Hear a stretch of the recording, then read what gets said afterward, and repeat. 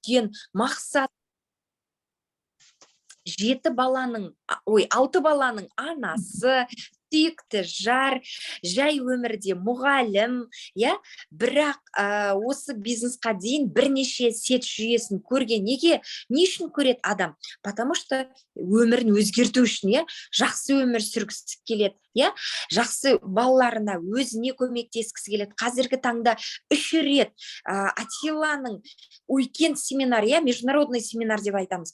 3 рет барып, қазіргі таңда тағы да командасын, жолдасын дайындап жатқан, Нұргүл ханым, өйткені Нұргүл ханымның бағыты жаңағы айқын, қазіргі таңда. Сол үшін қазір жақсылап соңына дейін тыңдайтын болсақ, өте жаңағы бізге именно қажет ақпарат иегері болғалы отырмыз. Нұргүл ханым, микрофон өзіңізде, сізге сәттілік тілеймін, іске сәт, уақыт кетіп жатыр, айбетпейсіздер, өйткені ертең маңызды кездесу болғаннан кейін мен көп адамдарға жандай естірту үшін, сол үшін. Нұргүл ханым, өзіңізде, микрофонымды өшірем.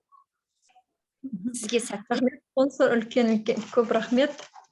Бүгін мынау берілген мүмкіндікті пайдалана отыр. Мен сіздерге Vital 5 наборын ұсынғалы отырмын. Неге десеңіздер, себебі барлық жаңағы біздің адам ағзасының дұрыс болу, таза болу осы Vital наборынан деп айтар едім.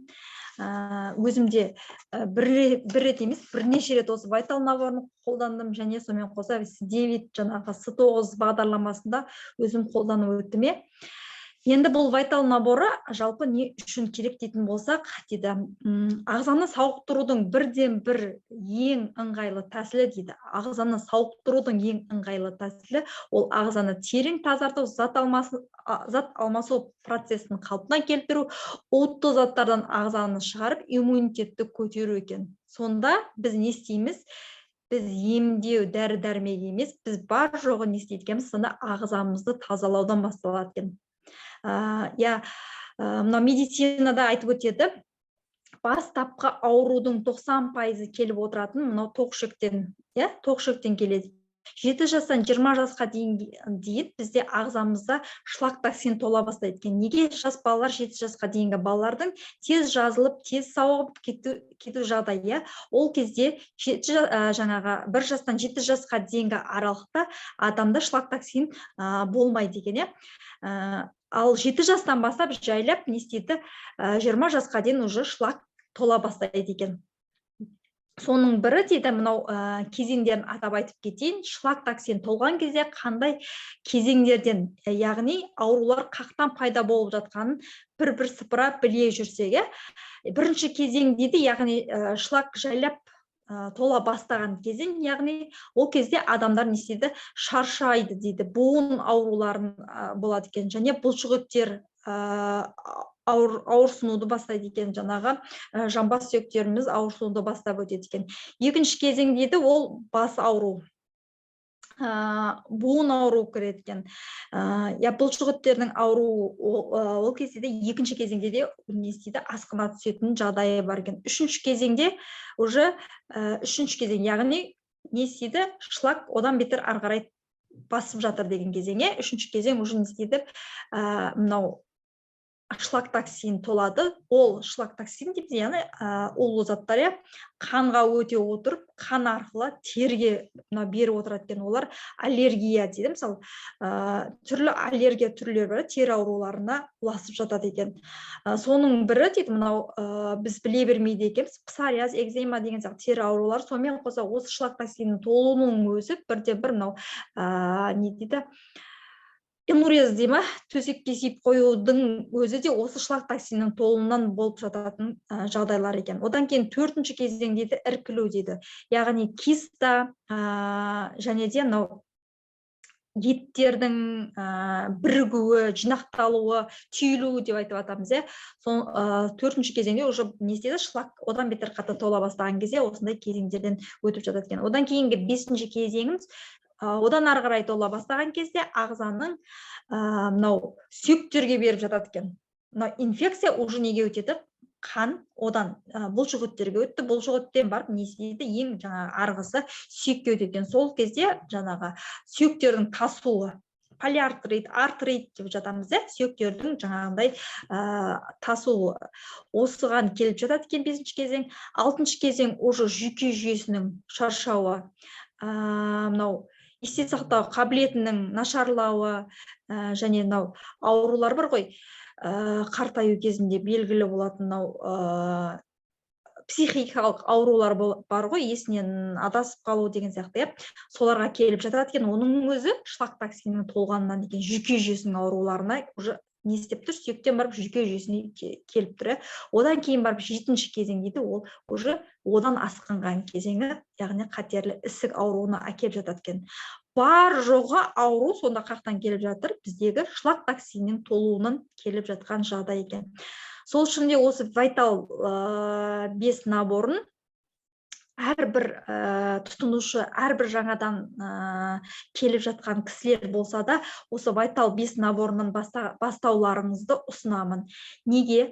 Себебі бізде көріп тұрғандарыңыздағыдай бірінші соғымыз, және де осы жерде тағы бір айтып кететін жағдай, бізде басқа компаниялар деп атамыз, солардың ерекшелігіміз, бізде басқа компанияларда да витаминдер, жаңа өнімдер бар, бірақ соның арасында мен айтып кетемін, тура осындай соқтарды табу өте қиын. Және де бізде көбіне ұсынып жатады, мынау басқа жақтан жаңа ауырып келген жағдайдың өзінде де осы соқты ұсынып жатыр дейді. Неге? Өйткені ағза шлак токсинге толғаннан кейін ол кісілердің берген дәрі-дәрмегінің өзі де жаңағыдай дарымайды деп айтып жатады. Сол үшін де біз керемет жерге келдік. Бізде керемет де продукция бар, өзімізді сауықтыруға, өзіміздің жағдайымызды жақсартуға, өзіміздің шаршамауымызға қажетті осындай керемет. Мен айтып өтем, Вайтал 5 наборын мынау 1500-нан астам ғалымдар осы компанияда осы наборлардың әрқайсысына 10 жыл, 15 жылдай уақыттарын бөле отырып дайындаған.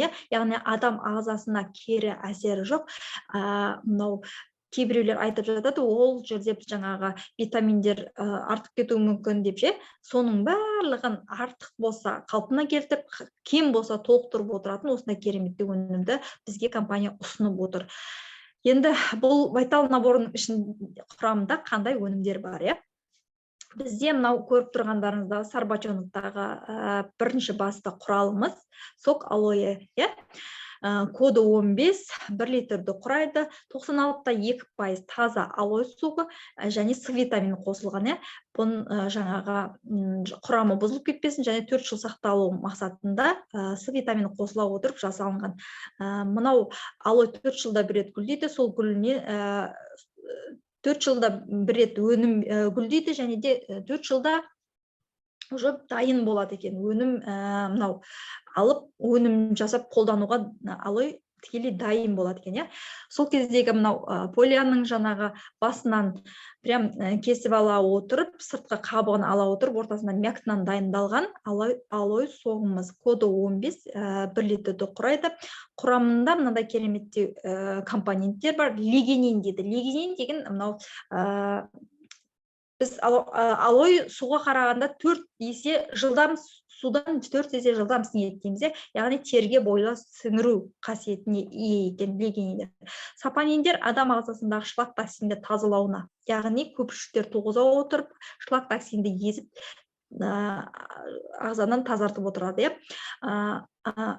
Антрохинона дейді, мына бактерияға, вирусқа қарсы жаңағы компонент болып табылады екен. Және де бұл фолий қышқылы бар бұның құрамында, яғни қан жасушаларының жасалуына көмектеседі фолий қышқылы. Амин қышқылдары бар бұның ішінде. Амин қышқылды мынау атап айтып өтейін, 18 амина қышқыл, 20 минерал, 12 витамин бар. Соның ішінде біздің адам ағзасында 22 амина қышқыл болады. Соның 8-ін адам ағзасы өзі амин қышқылдарын дайындайды. Адам ағзасында өзі жаңағы адам ағзасынан шығып отырады. Ал бізге сырттан уже неше керек? 22 амин қышқылы болатын болса, бізде уже бұл өнімнің ішінде 18 амин қышқыл уже дайын. Одан кейін айтатын энзимдер дейміз, бұл тамақты езгілеуге, яғни ас қорыту жүйесін, ас қазанды қалыптастыруға, асқазанға түскен тамақты дұрыс жеткізуге көмектеседі. Сахароза дейді, қан қысымы мынау буын ауруларына жаңа септігі бар. Және де бұның ішінде минералдар мен витаминдерге толық байытылған. Мынау Менделеев таблицасындағы витаминдер мен минералдар жиынтығы құрамында бар. Одан кейін өнім бізде көп тұрғандарыңыздағыдай, мына жерде бізде қазір вайтал наборы Дейли, артикси және пробиотикпен тұр, суретте. Ал бізде қазіргі таңда мынау артикси біздің мынау Қазақстанда болмағандықтан, қазір оның орнына прополис өнімін қосып отыр. Оны айтып өтейін, коды 27, 60 таблетканы құрайды, яғни ара прополистен жасалған. Құрамында ара прополисі, аналық ара сүті, миндалды табиғи үстеме бар. Бұл не үшін қажет дейтін болсақ, мынау адам ағзасындағы қан тамырлардағы, қандағы холестеринді 70%-ға жоя деген, 70%-ға тазарта отырып, қан айналым жұмысын жақсартуға көмектеседі. Сонымен қоса ағзамыздағы суықтың мынау воспалительный процестерді жаңағыдай ығыстыруға, сыртқа шығаруға, яғни емдеуге көмектеседі. Табиғи антибиотик дейміз, ара прополисі. Одан кейінгі өніміміз мынау ара прополисімен жаңағы екеуі қабат келетін. Бізде артикси өніміміз суретте де көрсетіліп тұр. Қазіргі Құдай қаласа, бұл өнімде біздің Қазақстанға келіп қалар.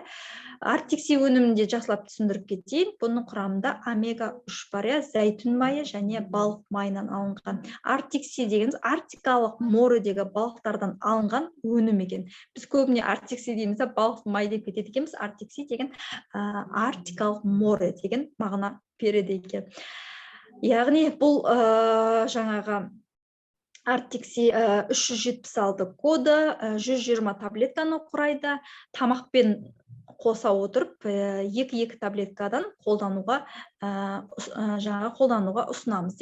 Бұның құрамында балық майы, кальмар майы, желатин, зәйтүн майы, таза су, лимон майы бар екен, және де балық бар екен бұның құрамында. Мынау адам ағзасына негізі қажетті дейді. Біз білмейді екенбіз, мынау магазиннен алып жатқан майларымыз дейміз. Басқа да тамақтардан алынған қазіргі уақыттағы ішіп жеп жатқан тағамдарымыздың құрамында омега-6 деген жаңағыдай май болады екен. Сол майды біз жаңағы күнделікті қолданып отырады екенбіз.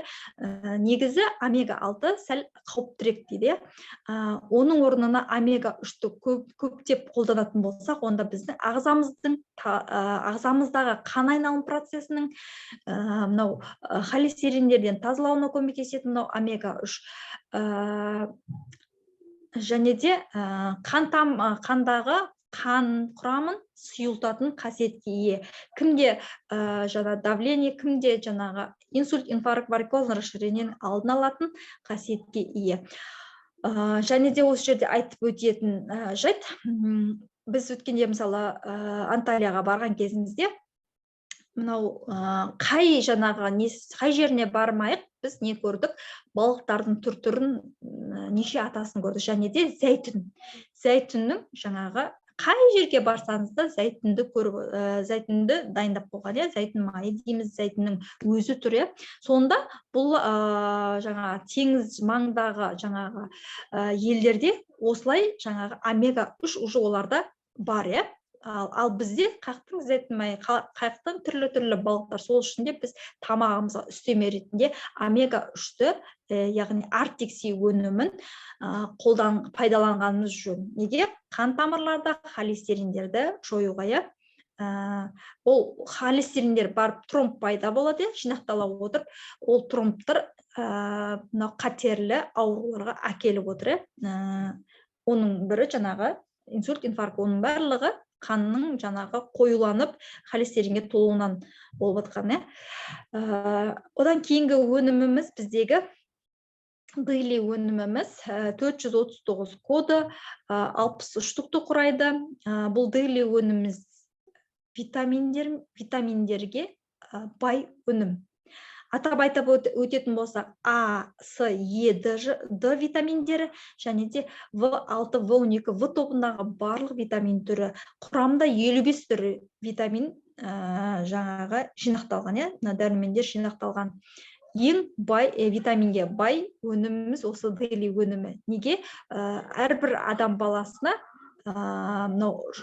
дұрыс дені сау, толық жаңағыдай өсіп дамуымыздың өзіне осы витаминдер бірден бір жаңағы көмегі керек. Неге? Ішіп жеп жатқан тамағымыздың барлық қазіргі таңда экологияға байланысты және де қазір ішіп жатқан өніміміздің барлығын мен айта алмаймын, осындай витаминдер біз қорын алып жатырмыз деп. Неге? Көбі жаңағы дәрі қосылған деген сияқты тазарту үшін, мынау жаңағы пте деп айтамыз, мынау тышқаннан қорғау үшін неше түрлі ұнның өзіне жаңағыдай осы қорғау үшін дәрі қосылып жатады екен. Міне, оның өзінде де біз дұрыс витамин, нанның өзінен қазіргі таңда дұрыс витамин аламайтын себебіміз де осы екен.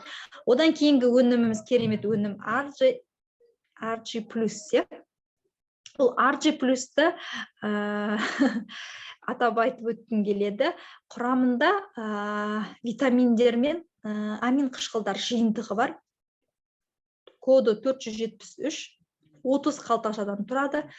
Бұл жаңағы L-арганин плюс деген RG+, яғни L-арганин қосылған. L-арганин амина қышқыл қосылған. L-арганин амина қышқыл не үшін қажет дейтін болсақ, артериялық қан қысымын қалыпты ұстауға. Мынау күйікті емдеуге, жараларды емдеуге жаңағы көмегі бар екен. Емдеу кезінде тез жазылуына көмегі бар екен. Одан кейінгі L-арганин не үшін қажет? Қуық асты безінің дұрыс жұмыс жасауына, қуық асты безінің сауығуына көмектеседі. Одан кейін ұсақ қан тамырларды кеңейтіп, қан айналым жұмысын жақсартады. Ағзаны уланудан сақтайды. Ағзадағы қанның өзіндегі инфекцияны жоюға көмектеседі. Сүйек байламдарының жазылуына көмектеседі. Неге? Қан айналым жақсарғаннан кейін адам ағзасындағы жаңағы бұлшықеттер мен сүйектердің жаңағы қалыпты жұмыс жасауына жаңағы бірден бір көмегі бар. Мына біздің сүйектеріміздің өзінде қан айналым жүреді. Одан кейін құрамында яғни анар, ол антиоксиданттық қасиетке ие. Одан кейін қызыл жүзім, ол холестеринмен күреседі екен. Одан кейін жүзім қабығы, қара жидек, бұл жүрек қан тамырларының жұмысын жақсартуға көмектеседі екен. Одан кейінгі керемет өніміміз біздің актив пробиотик. Актив пробиотик өнімі, мынау сыртқы қабығының өзі, мынау сыртқы ыдысының өзі, осы именно пробиотикті сақтауға арналған ыдыс болып табылады. Бізде неге? Пробиотиктің сыртында 3 түрлі жаңағы мембранамен қапталған, үш қабат мембранамен қапталған. Неге? Бірінші қабат асқазанда еритін болса, екіншісі аш ішекте, үшінші мембранамыз бар тоқ ішекте жарылып, сол жерде өз жұмысын жасайтын болғандықтан. Яғни бұл пробиотиктер асқазанда немесе ішек жолдарында қалып кетпейді, именно барып тоқ ішекке барып жарылатын қасиетке ие. Неге? Оның бірден бір себепкер сыртындағы үш қабат мембранасы. Және де мына ыдысының өзінің қасиетті, мынау пробиотикті дұрыс қалыпта біздің ағзамызға жетуіне көмектеседі. Егер де осы ыдыстан бөлек басқа ыдысқа алып отыратын болсақ, онда оның сыртқы қабығының өзінің несін бұзады екен. Қапталысын бұзып жатады екен. Еріп кетуі мүмкін деген сияқты. Сол